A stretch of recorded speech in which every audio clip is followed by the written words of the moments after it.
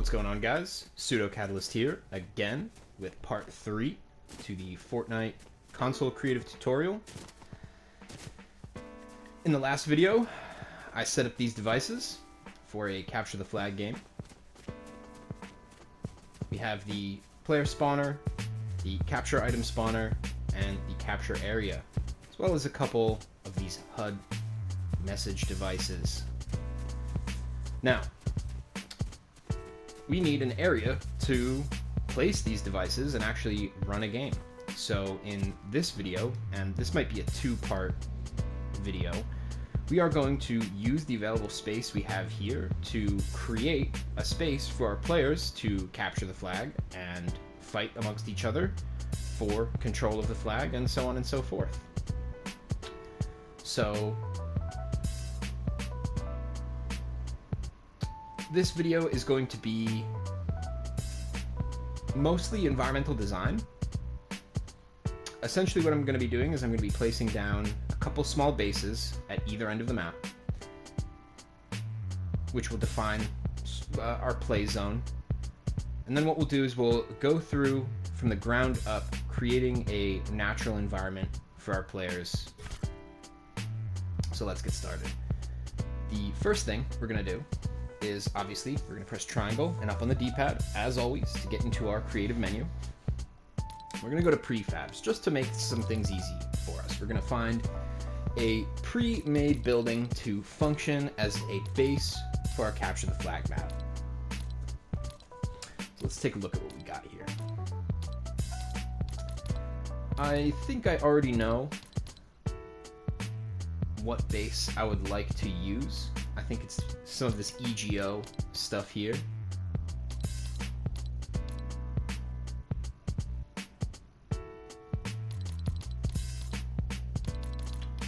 So, as I've said in the last video, in order for us to equip this to our quick bar, we're going to press X, and we're going to press the corresponding button that we'd like to hotkey this prefab to. I pressed up on the D-pad there. And let's select a couple more prefabs. I think a garage would be good. That's called a hangar, but we're going to use it as a garage.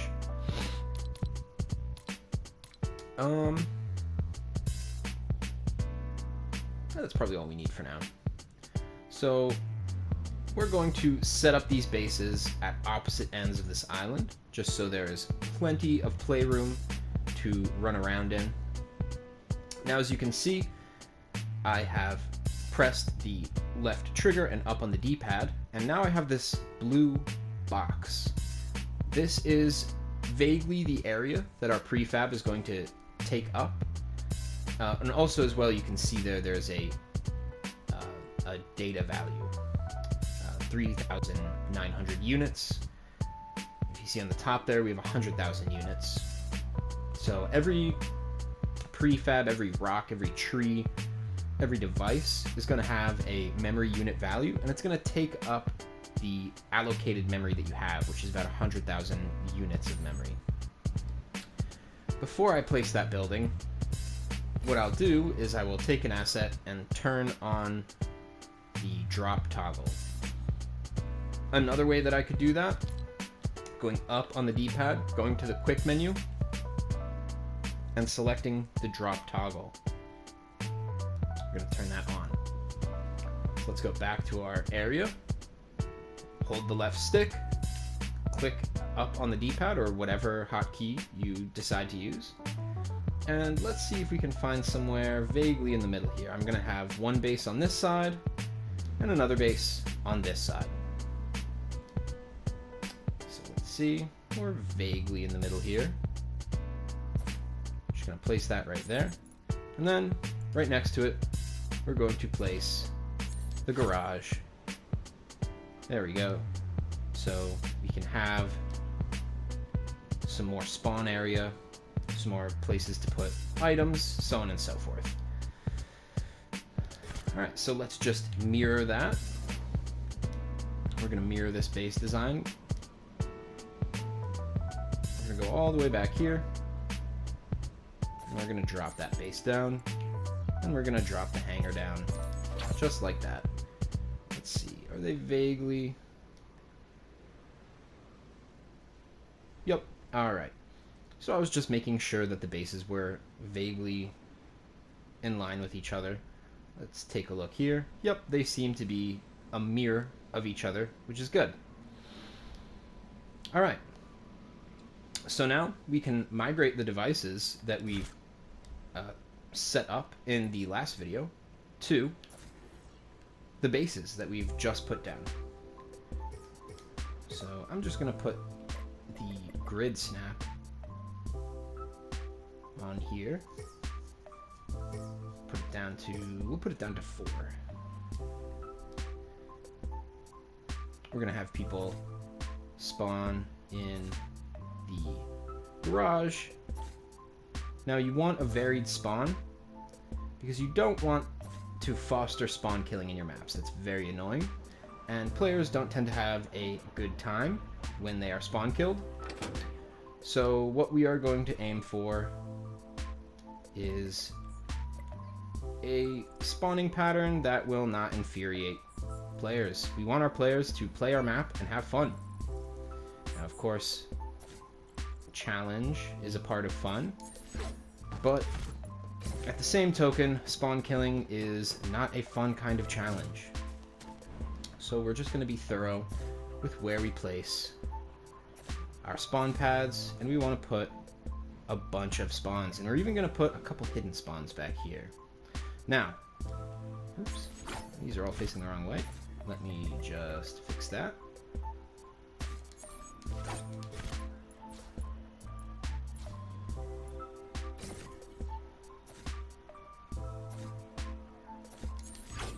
There we go. So we have 4 in the back there. We have 5 in this hangar. And we have 2 inside. Now, we are also going to create neutral spawn, which are spawns that are just going to be out in the map, but we're going to do that after we create the organic structures like trees and rocks and that sort of thing. So now we can take the map, or I'm sorry, the flag that we have pre-programmed. We're going to put that inside the base right here. I think that's a good place for it. Maybe we'll push it back just 1. There we go.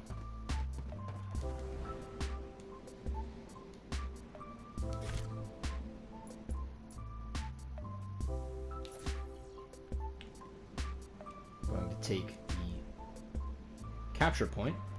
We're going to put that below the base here. There we go. So our players have to go under our base and score the flag here on team 1. And I think we're going to keep the HUD messages right here. So now let's repeat this process for team 2.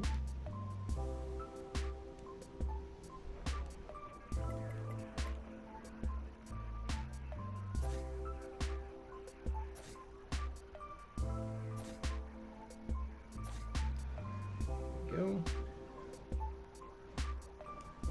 I'm just mirroring the spawns. Essentially, I want these bases to be almost exactly identical to each other.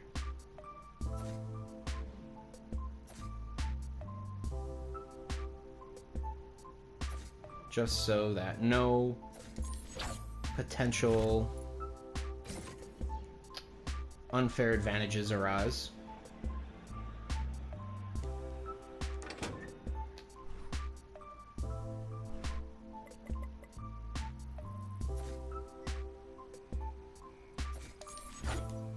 There we go. Now we'll go and get the flag.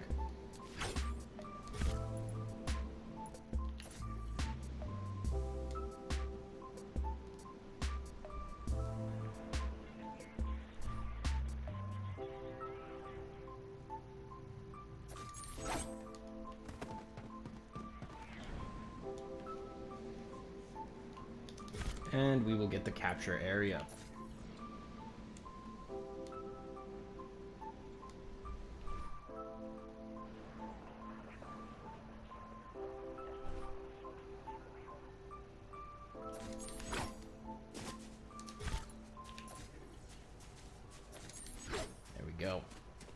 All right, so we have all of our devices set up. We have our spawn pads. We have our flag. You can maybe see it through the window there. We have our flag. And we have our flag capture zone. So, now as you can see, we have a fairly empty play zone. If we look over to our enemy base, well, we can see right into their base, essentially. And we would be able to see the enemies coming from miles away. We'd be able to take shots at them, and there really would be no defense, unless, of course, they build. So what we're going to do is we're going to create an environment. Now, there's some rules that I follow. You don't have to follow them, but there are just some rules that I think might help you out if you are trying to create your own forest or environment or whatever it is. And we're going to go over a lot of environments in this tutorial, making cities, making deserts, making racetracks, all sorts of things. But in this video, we're simply going to create a pretty basic forest. Now, the way that I start building is I take the most foundational and largest things first. So typically, I will start with rock structures. I might outline this area with mountains so that it's enclosed and there is a very particular play space, right? It's a confined space. And I can make mountains in the background, and it doesn't look like we are on this strange square island. It looks like instead we are in a mountain valley. So let us get to that. So triangle up on the D-pad as always, and we're going to go to galleries. When we go into the galleries submenus, we're going to look for terrain, because that's where rocks and other sorts of things are going to be stored.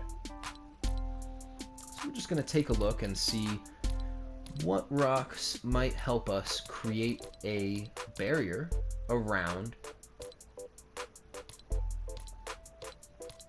our island. Obviously, I'm going to go with these modular mountains.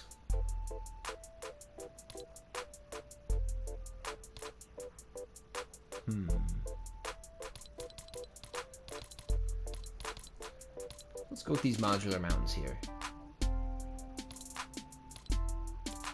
Do the buildable ones. Actually, you know, we're just going to open this up. We're not going to put down the actual palette, because I already know I want the mossy green mountains. So we're going to take that grid snap off. And we're going to place it here. And we're going to take stock of it. There we go. That looks quite nice. We're not going to keep it there. We're just putting out these assets so that we can take stock of them and take a look at them, see how they might help the flow of our environment. Oops, didn't mean to select that one. So we have 3 different mountain shapes. They're all fairly similar. We have sort of this double peak one here. We have this very spiky one. And we have this more muted triangle. Now that I have those set up, and you'll see why I've put those out, we're going to select another set of rocks. And just let me cook. Let me cook. You'll see. You'll see.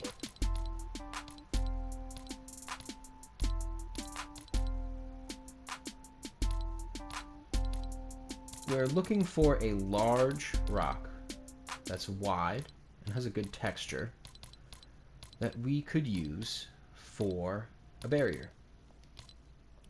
We're going to essentially enclose in our bases in our play space. Let's see if nature has any rocks. Hello, let me go over. Thank you. Yeah, nature does have some rocks here. Chapter 4 Cliff Gallery could be a good one for me. Let's open that one up. Select a couple of these.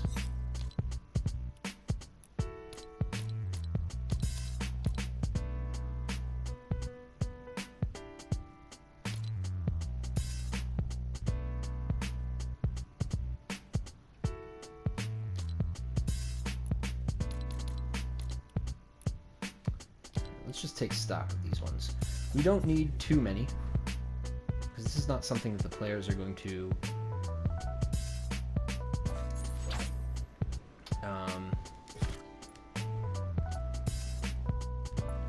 not going to really pay attention to the barriers, so we can be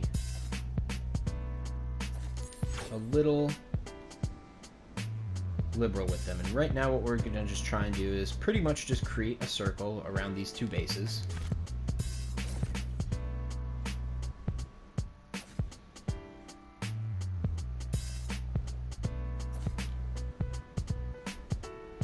And just to tell you what I'm doing here is I'm growing and shrinking it every so often. I want a sort of uneven look to come from this. Let's see. We want to take stock of where our circle is going, so it doesn't become too large. Let's go over here. Start the process here.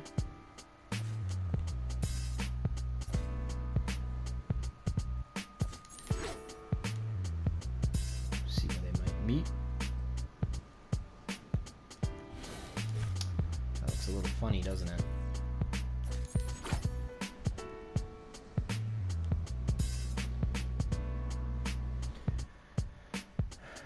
Again, let me cook. You'll see where I'm going with this. Eventually.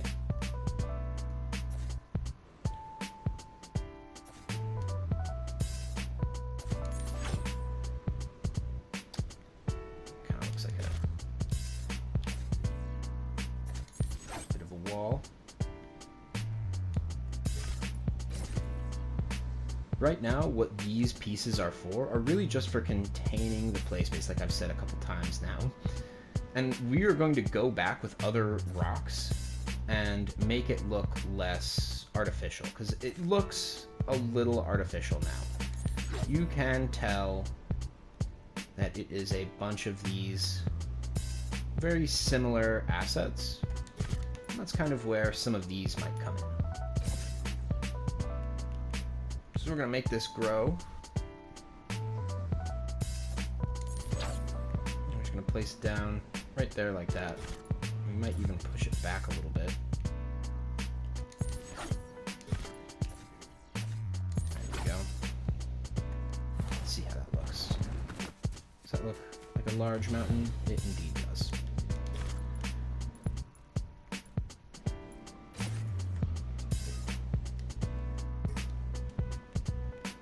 Grow this bad boy out, place it down, take some stock of it. Probably get that to be a little larger. Okay, I like that. Take this one.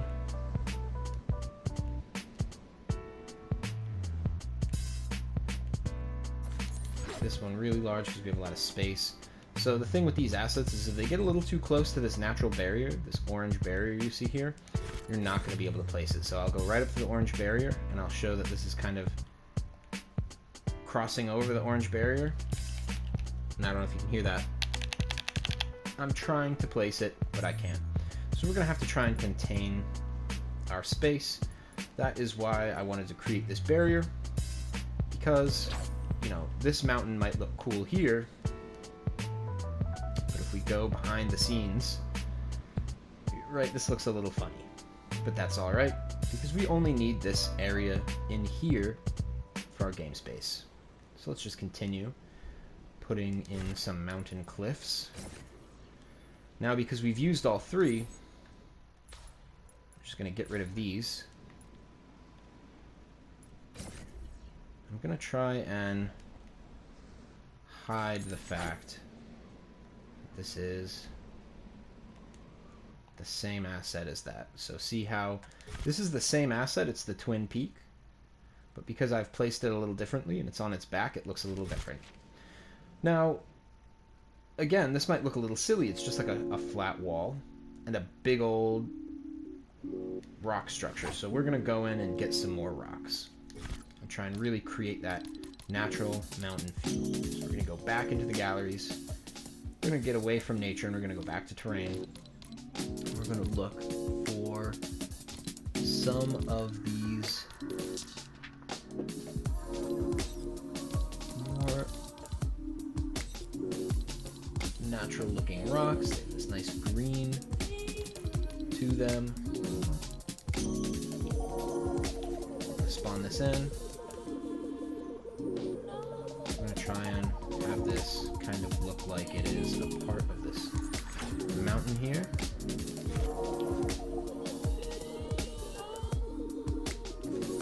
Fit that in there like that.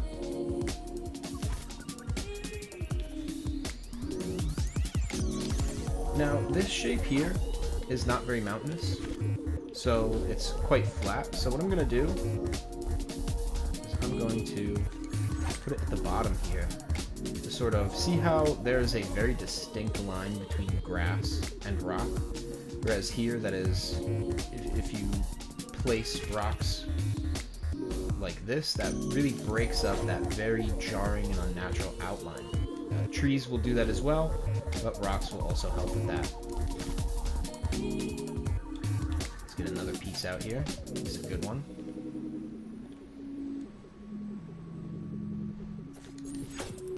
Place that down and take stock of it. Gonna rotate that a little. Which side looks good here? That one's pretty good. Make it pretty large. There we go. And we're just slowly trying to expand this mountain range. Think of this like a Bob Ross painting. There are no mistakes, only happy little accidents. I'm just going to take this slow. It's sort of a Zen process in and of itself.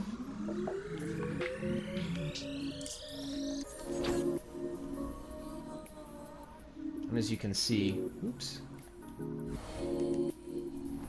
the mountains are sort of shaping up here. Looks a little barren over here, so I'm going to try and focus on this area over here. Let's go find some more rocks that we can use. Here we go, this is a good one.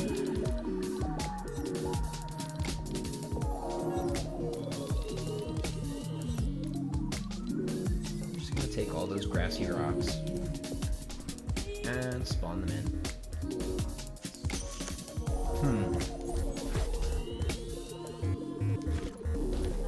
I like this one, but what I think I'm going to do, in order to break up this wall, see that? In order to break up this wall, I'm just going to,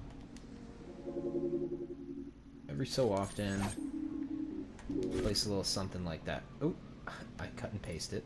I want to copy and paste it. So here we go. Some stuff there. Some stuff here. Oops. Didn't want to do that. We want to rotate it. There we go. Some stuff there.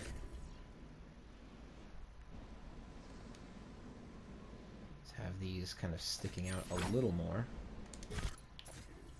Kind of like that. There we go. And just subtle little things like this can really make your natural environment look a lot more natural. Let's rotate this. Yes, there we go. So see how it's the same asset, but me just flipping it around gives it a whole new vibe. Let's take stock of our mountains here. This area looks a little barren. This area looks a little barren. So does this area. So let's focus on those a little bit now. Take this rock out. Take stock of it. What does that look like? That looks like it could be a really good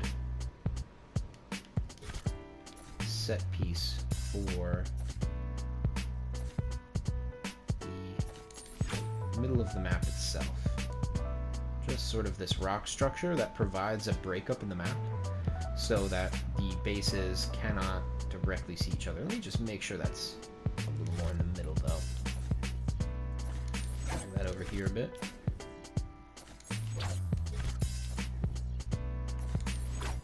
Just take stock of that. Let's just make sure that's fairly in the middle. Looks pretty good to me.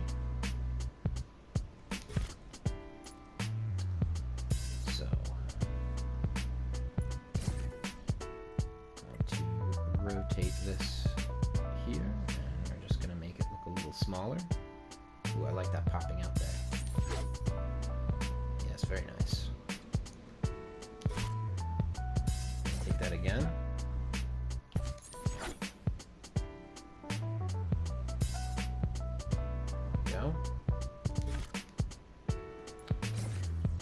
This and rotate it, put it up right here.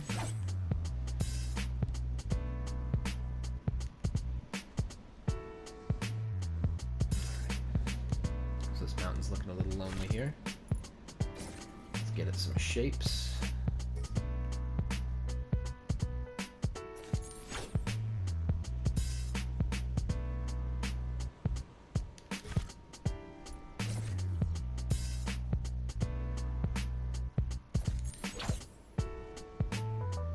Go.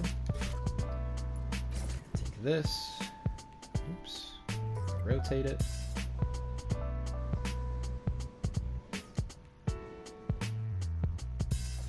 Get that in there like that. Maybe push that back and sink it a little more. There we go.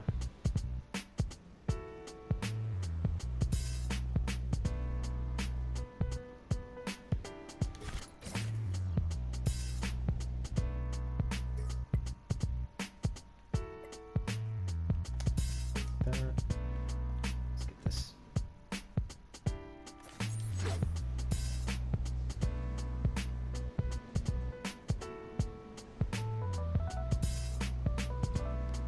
Just taking stock a little bit, trying to see what areas look empty, what areas don't.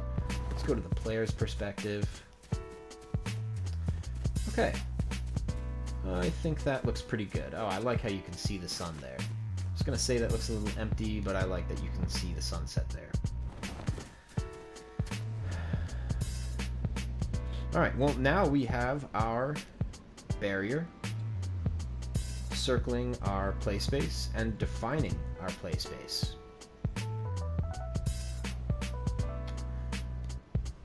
I think what we can do now is just add some rocks around on the floor. So let's open up this gallery. What do we have here? Okay, we've opened that gallery before. Is there a gallery we have yet to use? I believe there were a couple rock galleries in the nature submenu. So let's take a look at that.